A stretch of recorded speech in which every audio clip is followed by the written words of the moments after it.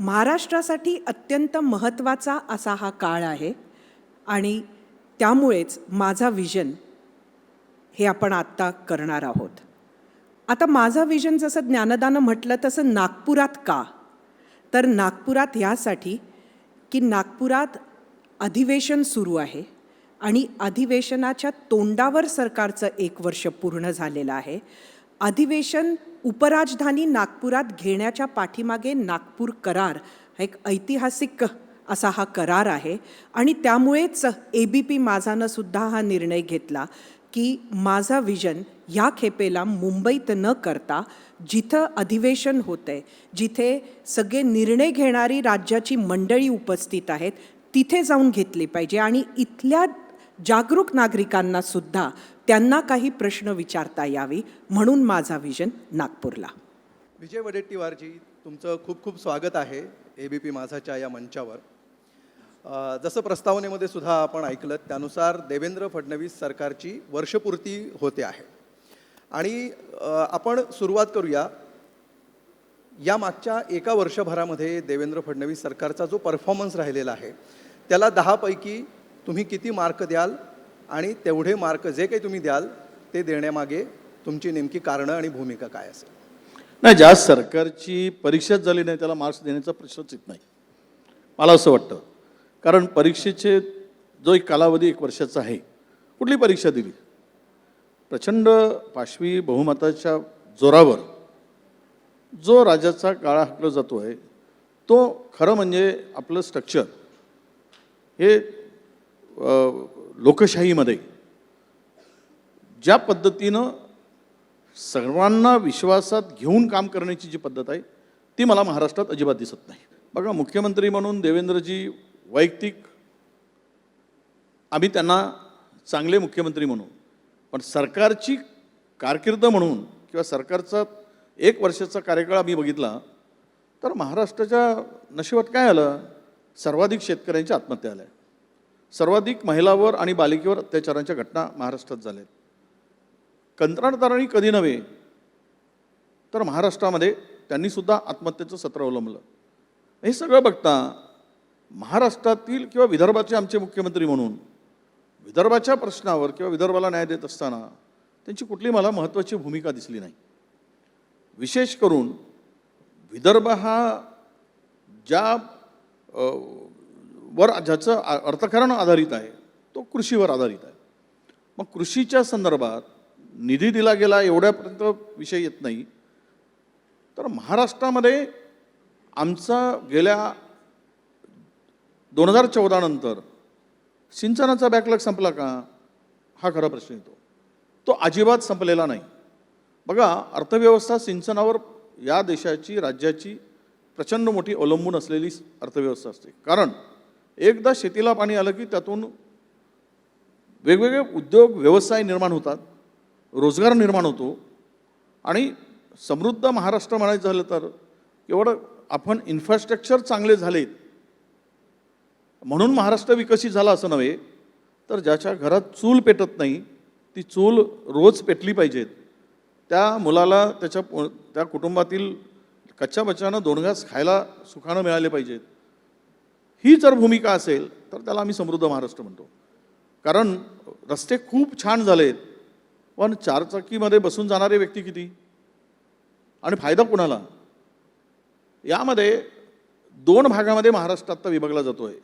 एक श्रीमंताचा महाराष्ट्र आणि दुसरा गरिबाचा महाराष्ट्र. या 2 विभागामध्ये हा महाराष्ट्र गुंतला आहे. त्यामुळे मला असं वाटतं या सरकारची 1 वर्षाची कामगिरी ही अत्यंत कायदा कुव्यवस्थेमध्ये गेलेली आहे. कायदा कुव्यवस्थेमध्ये मी आजच ऐकलं की एका पोलीस स्टेशनमध्ये कॉन्स्टेबल एका महिलेवर अत्याचार करतोय. म्हणजे आता पोलीस विभागातील कॉन्स्टेबलला सुद्धा पोलीस स्टेशन सुरक्षित वाटायला लागले. हा धाक आहे, हा दरारा होत आहे की इतकी हिंमत कशी होते?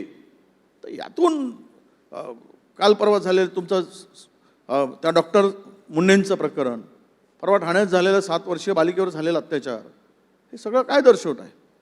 गुन्हेगारला दहशत गुन्हेगारावर असली पाहिजे, असं चरचरा कापला पाहिजेत गुन्हेगार.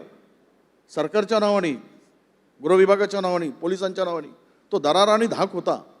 पण दुर्दैवानं मला तो दिसत नाही. कारण कदाचित आमच्या मुख्यमंत्र्यांना दिल्लीचे डोहाळे लागले असावेत, त्यामुळे राज्याकडे लक्ष कमी असावं असंही म्हणाला काहीसा स्कोप आहे.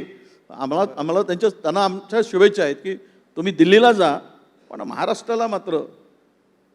ठीक आहे, म्हणजे मुख्यमंत्री आता याच्यानंतर मुख्यमंत्री येणारच आहेत, त्याच्याविषयी ते सुद्धा अधिक सविस्तरपणे बोलतीलच. मात्र प्रश्न असा आहे की एवढी अनेक दशकं तुम्ही जो विदर्भाचा अनुशेष म्हणून सांगत होतात, मराठवाड्याच्या अनुशेषाविषयी बोललं जात होतं, मात्र आता विदर्भातले 8 मंत्री आहेत, पहिल्या आणि दुसऱ्या नंबरचे मंत्रीसुद्धा विदर्भातले आहेत. आणि असं असताना तुम्हाला असं वाटतं की मार्क देण्याच्या पातळीची, पात्रतेची कामगिरीसुद्धा झालेली नाही आहे. म्हणजे काय व्हायला पाहिजे होतं? अशा कुठल्या 2-3 महत्त्वाच्या गोष्टी तुम्हाला वाटतं की ज्या व्हायला पाहिजे होत्या, ज्या झाल्या नाही आहेत असं दिसतं? हे बघा, विदर्भाचे मुख्यमंत्री आहेत. 2014 पासून महायुतीचं सरकार आहे. हो. मी 14 पासून बघतोय, पूर्वी पण आम्ही बघितलं. जर विदर्भाचे मुख्यमंत्री आणि एकदम मजबूत मुख्यमंत्री, बहुमताचे मुख्यमंत्री आणि प्रचंड अभ्यास असलेले मुख्यमंत्री म्हणून देवेंद्रजींचं नाव आहे, तरी पण विदर्भातील युवकांचा लोंढा अजूनही पुण्या मुंबईकडे का जातो, बेंगलोर आणि हैदराबादकडे का जातो, नोएडाकडे का जातो? त्या व्यवस्था का रोजगारांच्या इथं निर्माण झाल्या नाहीत 14 वर्षामध्ये? हे का करू शकला नाहीत? हा खरा प्रश्न येतो. खरं तर भविष्यातील मोठा प्रश्न हा बेरोजगारींचाच आहे. आज इथे हैदराबादसारखं का IT हब झाला नाही? तेवढा रोजगार का उपलब्ध झाला नाही? तुम्ही कोणत्याही खेड्यामध्ये जा, त्या खेड्यातील 10 मुलांपैकी 6 मुलं, 7 मुलं तुम्हाला पुणे, मुंबई, बेंगलोर, नोएडा या भागात गेलेले दिसतात. आम्ही बघतोय खेड्यात झालं, आम्ही ग्रामीण भागात गेल्यानंतर ते सगळं बघतोय, आम्हाला दिसतंय. मग हे यश आहे की अपयश आहे? हा पहिला प्रश्न. दुसरा प्रश्न तुम्ही विचारलात की बॅकलॉगच्या संदर्भात. बॅकलॉग तो मुळात आहे. कारण काय झालं, समतोल विकास महाराष्ट्राचा होणं हे आम्हाला अपेक्षित होतं. तुम्ही जर आत्ता सगळे आकडेवारी काढली तर पुणे, मुंबई, ठाणे, पालघर, मीरा रोड हा जो मेट्रो रिजन आहे, यातील दिलेले पैसे आणि यामध्ये असलेले प्रोजेक्ट, प्रकल्प याची गोळाबेरीज करा आणि विदर्भात मिळालेल्या पैशाची गोळाबेरीज करा.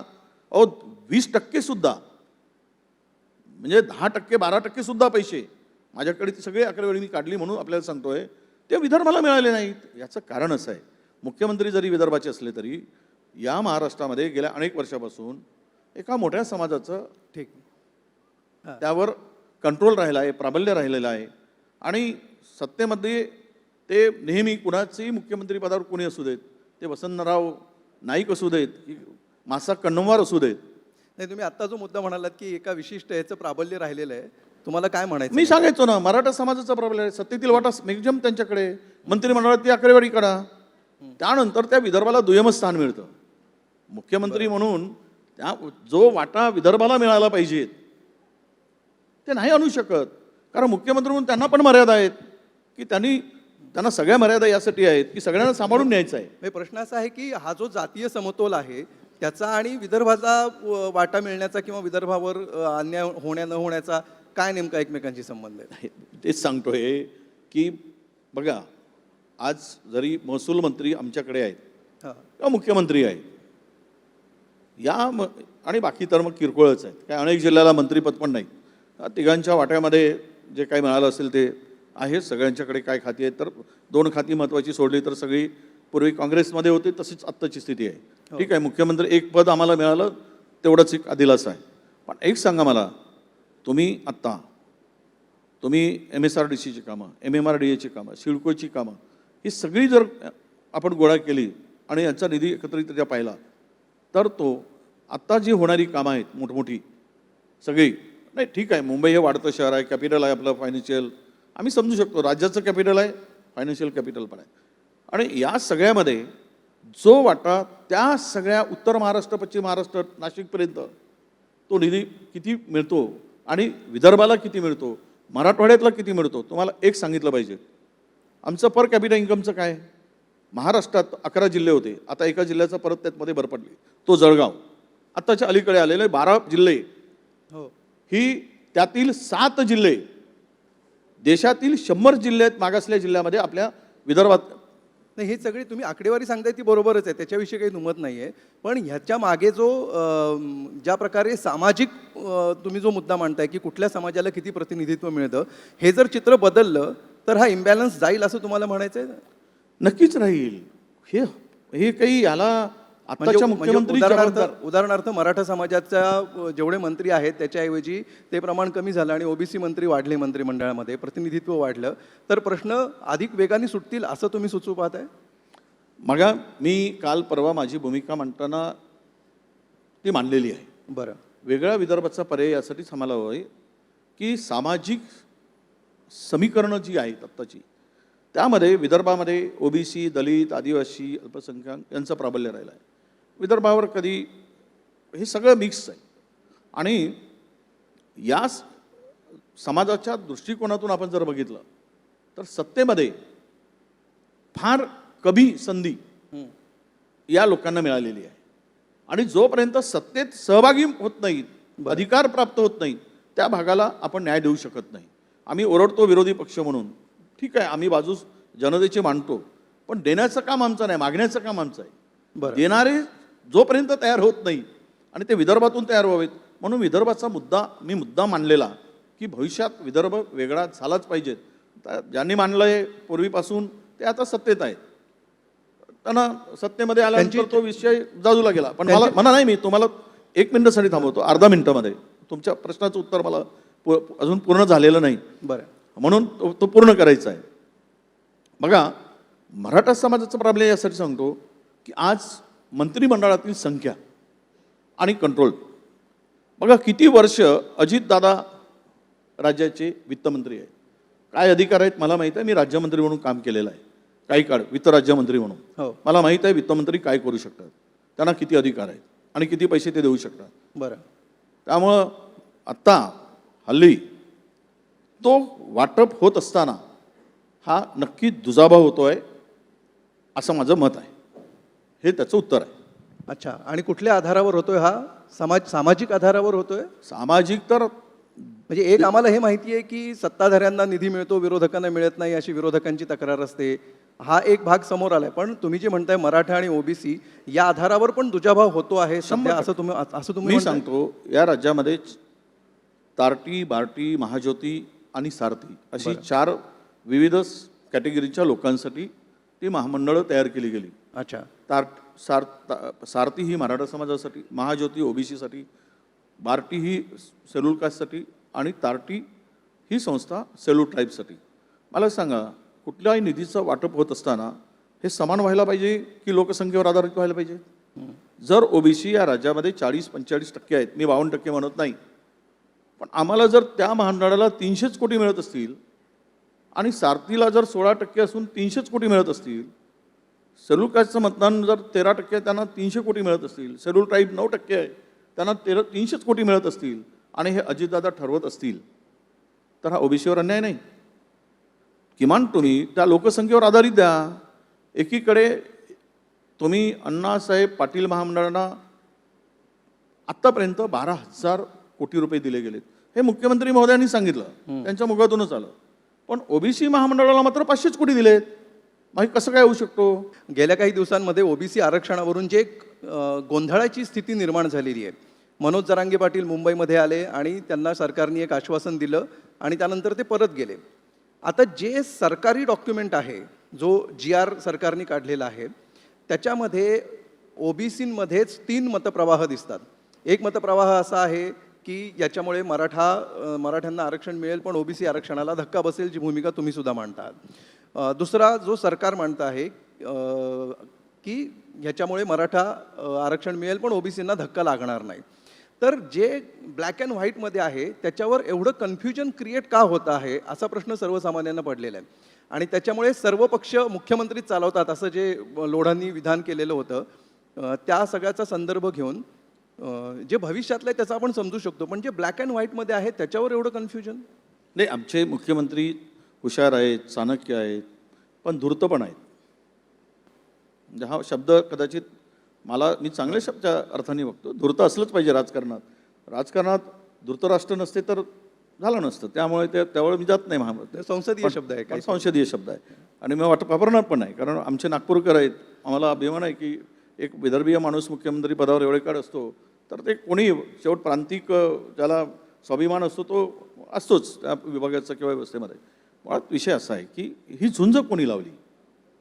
OBC versus Maratha, Dhangar versus आदिवासी, ही सरकारने दिलेल्या आश्वासनातून निर्माण झालेली झुंज आहे. त्यांनी सांगितलं की पहिल्या कॅबिनेटमध्ये आम्ही ट्रायबलचं तुम्हाला आरक्षण देऊ, कोणी धनगर समाजासाठी.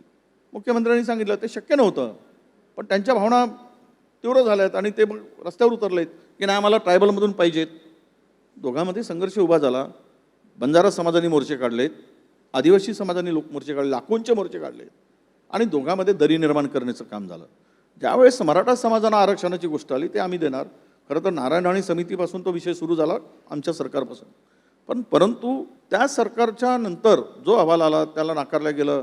ते खूप रेफरन्सेस मला द्यावे लागतील, कारण मी त्याचा खूप अभ्यास केलेला आहे. पण मला एक सांगायचं होतं की मराठा वर्सेस ओबीसी हा जो वाद निर्माण झाला हे सरकार पुरस्कृत आहे असा माझा स्पष्ट आरोप आहे.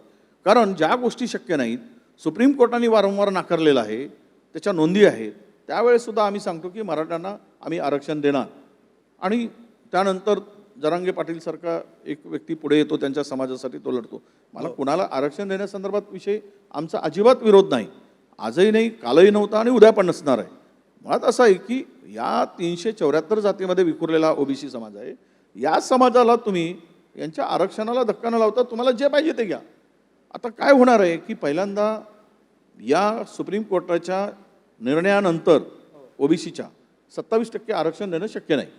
काही जिल्ह्यामध्ये 0 आरक्षण असणार आहे. आता नव्यानं ज्यावेळेस आरक्षण टाकलं जाईल त्यावेळेस फार प्रॉब्लेम होतील.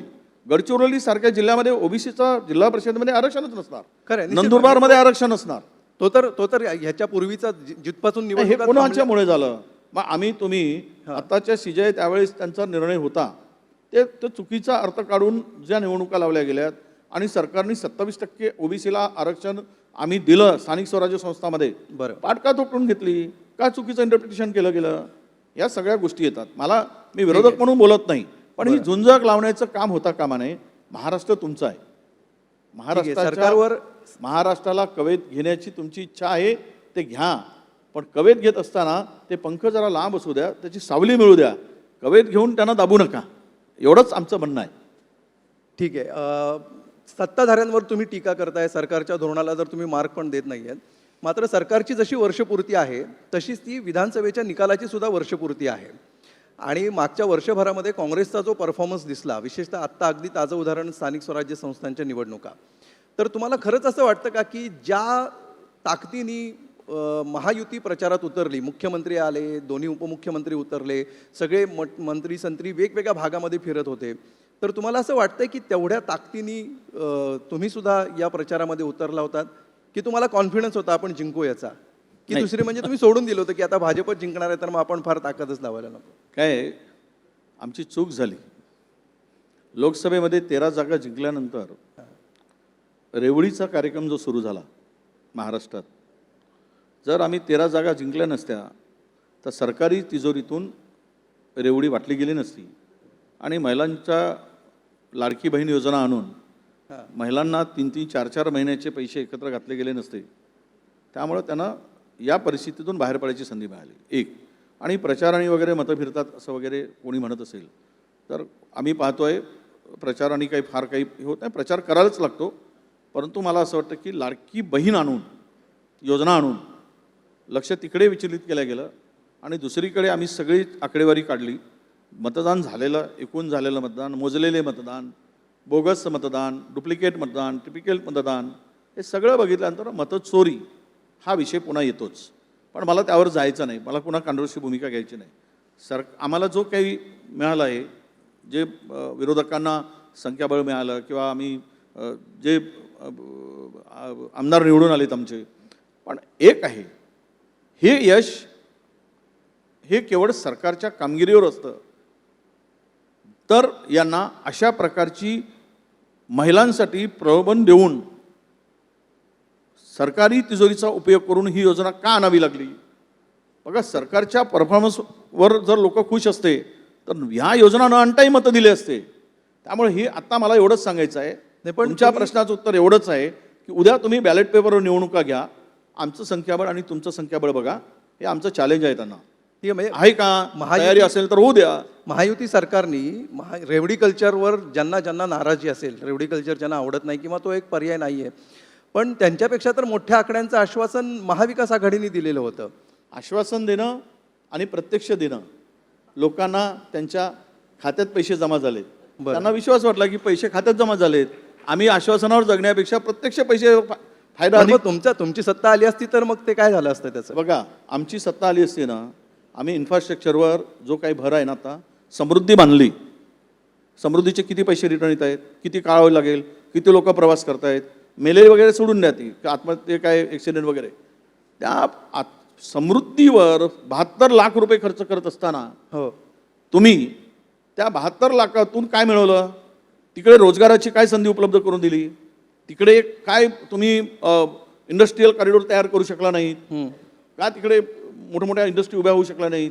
त्याच्यासाठी काय सोयीसुविधा उपलब्ध करून दिला नाही? मला हे विचारायचं आहे, प्रश्न असा विचारायचा आहे की समजा लाडकी बहिणीसारखं आश्वासन, त्यांच्यापेक्षा मोठ्या रकमेचं आश्वासन तुम्ही दिलं नसतं तर कदाचित अधिक विश्वासार्ह तुमची निवडणूक किंवा भूमिका झाली असती असं तुम्हाला वाटतं का? कारण एकीकडे तुम्ही टीका पण करताय आणि दुसरीकडे त्याच्यापेक्षा मोठ्या रकमेची आश्वासनं देताय आणि प्रत्यक्ष तर तुम्ही देत नाही आहात कारण तुम्ही सत्तेत नाही आहात. पुन्हा गपलत होती. बघा, आजकाल लोकांना जे नगदी मिळतं ना, जे मिळतं त्यात ते खुश असतात. 10,000 रुपये बिहारमध्ये वाटले गेले निवडणुकीच्या तोंडावर, अर्थात ते थांबवू शकलं असतं. इथे तर निवडणुकीची आचारसंहिता लागू झाल्यानंतर सुद्धा पैसे गेलेत का त्यात? ठीक आहे, आनंद आहे. म्हणजे असं देशातील निवडणूक आयोग इतकं स्वच्छ कारभार करतोय तर त्यांना रोज हात जोडून त्यांना अगरबत्ती वगैरे लावून त्यांची पूजाच केली पाहिजेत. म्हणजे काय जे लावता येईल ते लावून पूजा केली गेली पाहिजे. इतका एकदम निपक्ष देशातील निवडणूक आयोग आहे, जगात कुठेच मिळणार नाही असं ते आहे. त्यामुळे त्यांच्यामुळे 10,000 रुपये ते बिहारला गेलेत. ओके. आणि बिहारमध्ये नगदी पैसे मिळाल्यानंतर जो परिणाम झाला, मग त्यावर बाकी काही सगळ्या गोष्टी झाल्यात पैशांचा वगैरे, ते सगळ्या गौण असतात. ठीक आहे, मला कुठे कॉन्सन्ट्रेट करतो नाही 10,000चाच परिणाम आहे, बाकी काही बोगस बिगस काय झालं त्याचा काही परिणाम नाही असं त्याचा अर्थ होतो. तुमच्या वैयक्तिक राजकीय प्रवासाविषयी ज्या सध्या अनेकदा बातम्या येत असतात ज्या आम्ही वाचतो आणि तुम्ही भाजपमध्ये जाणार अशी चर्चा सातत्याने सुरू असते, तर या वावड्या का बरं उठतात? म्हणजे कोण उठवतं त्या वावड्या आणि त्यात खरंच काही तथ्य आहे का किंवा काही म्हणजे 0.001% अशी काही शक्यता तरी दिसते का? अशी काही एक सांगू तुम्हाला, जो आक्रमक असतो ना त्याला बदनाम करण्यासाठी एक टोळी तयार केलेली आहे आणि ती टोळी अशा प्रकारच्या अफवा वारंवार पसरवत असते. अहो, तिथेच आत्ता असलेल्या ते मी एक डायलॉग नेहमी मारत असतो, ते सुधीर भावना लागू नाही कदाचित, आमच्या पंकजाताई पण इथे आलेले आहेत. सुधीर भावना नेहमी म्हणतो की त्यांचं आमदारकीचे वय झाले 31. किती? आमदारकीचे वय झाले 31 आणि सुधीर भावना विचारत नाही देवेंद्र फडणवीस. ही अवस्था त्यांची आहे.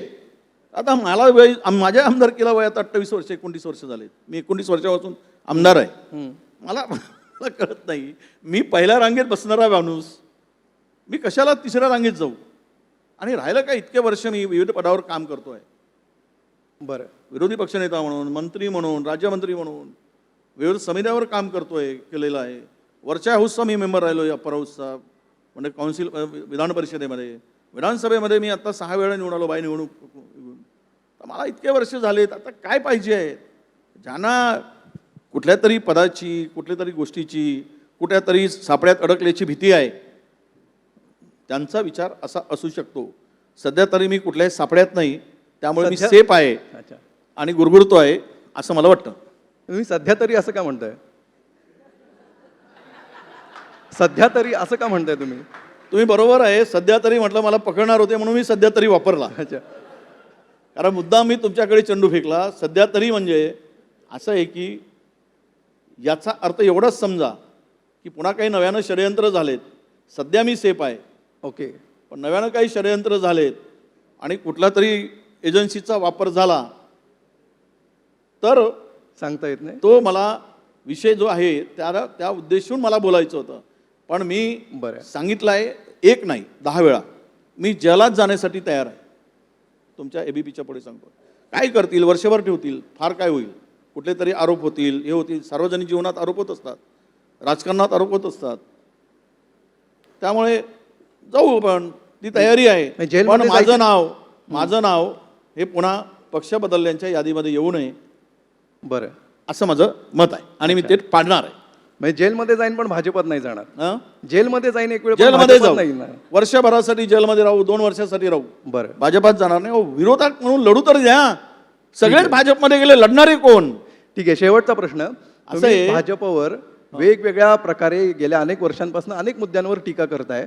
शेवटचा प्रश्न, आणि हा अगदी लायटर वेनमध्ये तुम्हाला मी प्रश्न विचारतो आहे, की भाजपकडून काँग्रेसनी आणि महाविकास आघाडीनी शिकण्यासारखी कुठली गोष्ट आहे असं तुम्हाला वाटतं, की ही शिकली पाहिजे यांच्याकडून? नाही, आम्ही 2च गोष्टी शिकल्या पाहिजेत.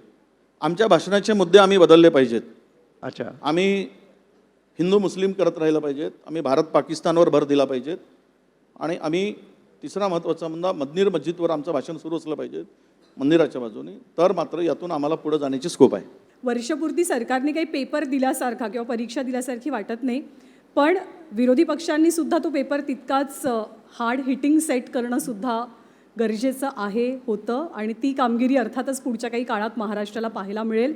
महाराष्ट्राच्या जनतेच्या अपेक्षेप्रमाणे ही अपेक्षा व्यक्त करून आत्ताच्या सेशनमध्ये आपले मी आभार मानते आणि ABP माझाच्या संपादिका सरिता कौशिक यांना विनंती करते की विजय वडेट्टीवार सर यांच्या फेलिसिटेशनसाठी त्यांनी यावं.